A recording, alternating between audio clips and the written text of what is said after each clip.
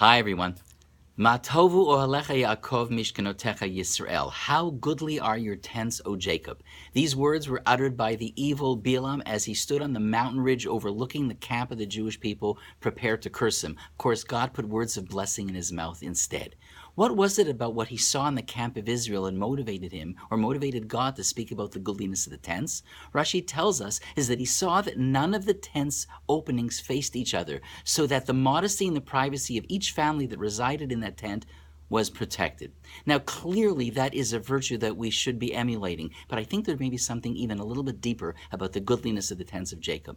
How many tents likely were there amongst the Jewish people in the time of the desert? Hundreds of thousands, maybe even millions. And how is it possible that amongst hundreds of thousands or millions of tents, no two tents openings matched each other? How could it be that when the people came to encamp and to pitch their tent, two families, 3, 4, 10, never had openings facing each other? And I think the answer is, of course they did.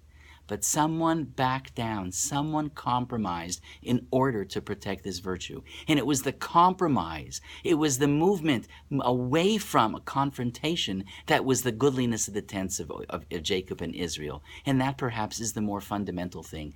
Oseh Shalom B'Mamav, at the end of the Shemona Esrei, we take 3 steps back. And why? Because sometimes to make peace, we have to take steps back. That's the goodliness of the Jewish people. It's our willingness to compromise in order to create peace and harmony amongst our families and our community. It's a Torah thought. It only takes a minute. Shabbat Shalom, everybody.